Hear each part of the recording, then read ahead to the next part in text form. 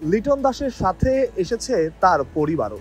তবে পরিবারকে আলাদা রেখে তবেই লিটন দাস বেরুলেন। একজন ক্যাপ্টেন যিনি মাঠে এবং মাঠের বাইরে সমান দায়িত্বশীল। পরিবারের প্রতি যেমন তার দায়িত্ব তেমন দলের প্রতি। তাই তো খেলতে পারবেন না জেনেও পুজোর এই সময়টাতেও দেশে আসেননি। চাইলেই চলে আসতে পারতেন ইনজুরির দোহাই দিয়ে। সেটা লিটন করেননি, দলের জন্য, দেশের জন্য। লিটন দাস অবশেষে দেশে ফিরলেন। যখন দলের চলছে আরেকটা সিরিজ খেলার ব্যস্ততা, লিটন দাসেরও মন খারাপ। নিজের দলটার সাথে থাকতে পারেননি লিটন কুমার দাস। মন খারাপ হওয়াটাই স্বাভাবিক। লিটন এই দলটাকে আগলে রেখেছেন, রাখতে চাইছেন আগামী বিশ্বকাপের জন্য। আশা তো আমাদের প্রিপারেশন খুবই ভালো। আমরা এশিয়া কাপ প্লাস যেহেতু ব্যাক টু ব্যাক ওখানে গেম খেলবো, প্লেয়াররা ওখানেই আছে। কন্ডিশন সম্বন্ধে এখন আর কোনো সমস্যা নেই। টিম সম্বন্ধেও জানা আছে, বিকজ আমরা একটা ম্যাচ খেলেছি ওখানে। সো আমি বিলিভ করি আমার টিম ভালো রেজাল্ট করবে।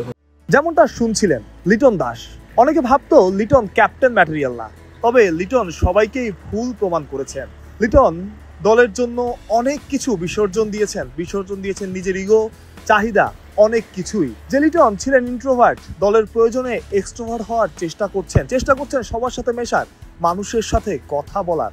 লিটন জানেন তার উপর দায়িত্ব কতটা। লিটন জানেন বাংলাদেশের মানুষ তাকে ভালোবাসে, শ্রদ্ধা করে। সেই শ্রদ্ধা থেকেই ডাকে ক্যাপ্টেন।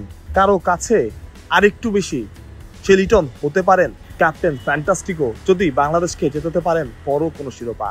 মানুষ প্রত্যয়, ভিডিও টাইম।